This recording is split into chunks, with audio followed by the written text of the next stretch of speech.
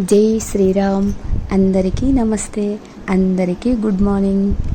ఒకరోజు షిరిడి సాయిబాబా మందిరం దగ్గర స్వామి దేహంతో ఉన్నప్పుడు తన దగ్గర కొందరు భక్తులు కూర్చొని ఉంటారనమాట. కూర్చొని వాళ్ళకు వచ్చిన సందేహాలు అవన్నీ గురువుగారిని అడుగుతూ తీర్చుకుంటూ ఉంటారు. ఈ క్రమంలో ఏం జరుగుతుంది అంటే, ఒకరోజు షిరిడి సాయిబాబా గారు అక్కడ ఉన్న వాళ్ళు కొందరు కూర్చొని ఉంటారు. కూర్చున్నప్పుడు అంటే స్వామిని నమ్ముతారు, కానీ లోపల ఎక్కడో ఉంటుంది, కొంచెం అనుమానం దాగి ఉంటుంది ప్రతి ఒక్కరికి. ఈయన నిజంగా దేవుడేనా, ఈయనకు అన్నీ తెలుసా అనే ఒక సందేహం మానవునిలో ఎల్లప్పుడూ ఉంటుందన్నమాట. అటువంటి సమయంలో ఏం జరుగుతుంది అంటే, అక్కడ గోడ మీద ఒక బల్లి అటు ఇటు తిరుగుతూ అరుస్తూ గలబా చేస్తుంది. వీళ్ళు ఇంతమంది ఉన్నా కూడా దాని గలబా వీళ్ళకు ఒక పెద్ద డిస్టర్బెన్స్ అవుతుంది అనమాట.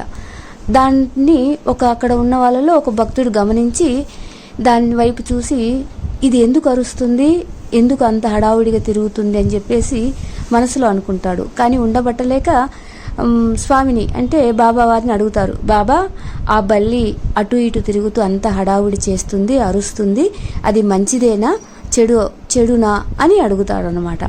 అప్పుడు బాబా వారు చెప్తారు, ఏమీ లేదు, ఆ బల్లి వాళ్ళ చెల్లెలు ఇక్కడికి వస్తుంది ఔరంగాబాద్ నుండి, అందుకు ఆనందంతో తిరుగుతూ అరుస్తూ తను ఆనందాన్ని ఆ రూపంలో వ్యక్తం చేస్తుంది అని చెప్తారు. చెప్పంగానే బల్లికి ఒక చెల్లి ఆనందంగా తిరగడమా, ఏంటిది అనుకొని ఔరంగాబాద్ ఎక్కడా, షిరిడి ఎక్కడా, మరి నమ్మే వాళ్ళు ఉంటే ఇలా చెప్తూ ఉంటారు అని మనసులో అనుకుంటాడు అనమాట.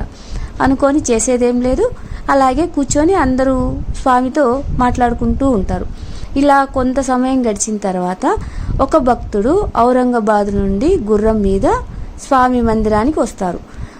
వచ్చినప్పుడు తన గుర్రానికి దానా పెట్టాలి కదా, దానా పెట్టాలన్నప్పుడు తనతో తెచ్చుకున్నటువంటి గోన సంచులు ఉంటాయన్నమాట, అప్పట్లో సంచులు అనమాట. ఆ సంచిని ఇదిలిస్తాడు కిందికి.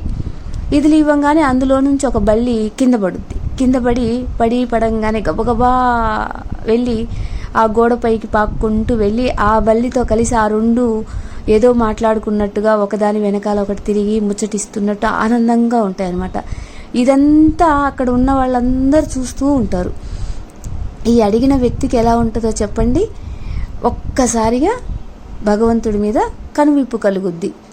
అప్పుడు వాటి ఆనందం చూసి బాబా వారు అతని వైపు ఇలా చూస్తాడు, ఇప్పుడైనా నమ్ముతావా అని చెప్పేసి. అప్పుడు నన్ను క్షమించు బాబా, మీరు సర్వంతర్యామి, అందరూ మీలోనే ఉన్నారు, అన్నిటా మీరే ఉన్నారు అని తెలియజేయడం కోసము మాకు చూపించినటువంటి లీల చాలా చక్కగా ఉంది, మిమ్మల్ని తప్పుగా అనుకున్నందుకు నన్ను క్షమించు అని చెప్పేసి బాబాను క్షమాపణ అడిగి బాబా భగవంతుడు సర్వజ్ఞుడు అని గుర్తించాలి.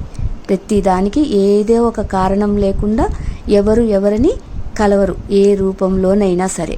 భగవంతుని మీద నమ్మకం, విశ్వాసం ఉండి మన జీవితాన్ని ముందుకు కొనసాగించాలి. Thank you Sairam.